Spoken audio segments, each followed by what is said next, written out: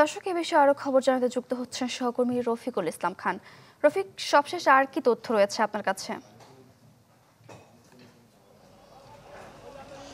সারিকা বিকেল ৪টার সময় কিন্তু উদ্ধারকারী ট্রেন এসে যে সমস্ত বগিগুলো আসলে এখানে ছড়িয়ে ছিটিয়ে রয়েছে সেই বগিগুলো উদ্ধারের কাজ করছে। তো আপনি জানেন যে যখন বেলা ১১টার দিকে তেলবাহী ট্রেনের সাথে যাত্রীবাহী ট্রেনের সংঘর্ষ হয়, তারপর থেকে কিন্তু এই সড়কটিতে ট্রেন চলাচল বন্ধ হয়ে যায়। আপনি দেখতে পাচ্ছেন যে আমার পিছনে যে তেলবাহী ট্রেনটি সেটি কিন্তু যে বগিগুলো লাইনচ্যুত হয়েছিল সেগুলো কিন্তু আস্তে আস্তে উদ্ধার করার চেষ্টা চলছে।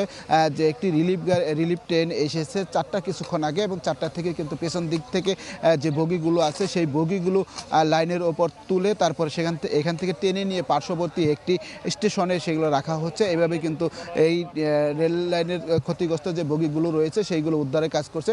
আর যে যাত্রীবাহী ট্রেন ছিল সেটির কিন্তু পেছন দিক থেকে যে আরেকটি লেনে ছিল সেইগুলো কিন্তু এখান থেকে সরিয়ে ফেলা হয়েছে। অর্থাৎ একটার পর থেকে কিন্তু এক লেনে ট্রেন চলাচল শুরু হয়েছে। আর আপনি জানেন যে ভয়াবহ দুর্ঘটনাটি ঘটেছে সেটি যাত্রীবাহী ট্রেনে তেমন যাত্রী ছিল না থাকার কারণে কিন্তু যাত্রীদের তেমন কোনো হতাহত হয়নি। শুধু 4জন যাত্রী আহত হয়েছে। এছাড়া জেলা প্রশাসন ও রেলওয়ের পক্ষ থেকে কিন্তু কারণ অনুসন্ধানের জন্য 3টি তদন্ত কমিটি গঠন করা হয়েছে। সেই তদন্ত কমিটি 2 কার্য দিবসের মধ্যে রিপোর্ট দেবে সেটি আমাদেরকে জানিয়েছে জেলা প্রশাসন। তাছাড়া দায়িত্বে অবহেলার কারণে জয়দেবপুর রেল স্টেশনের যে কর্তব্যরত স্টেশন মাস্টার ছিলেন তাকে সহ 3 জনকে কিন্তু ইতিমধ্যে কারণ তাকে কিন্তু এখান থেকে প্রত্যাহার করা হয়েছে। তাছাড়া যে উদ্ধার কাজটি চলছে সেই কাজ আসলে কতক্ষণ নাগাদ শেষ হয় সেটি এখন দেখার বিষয়। আর সিঙ্গেল লেন দিয়ে এই মুহূর্তে ট্রেন চলাচল করছে।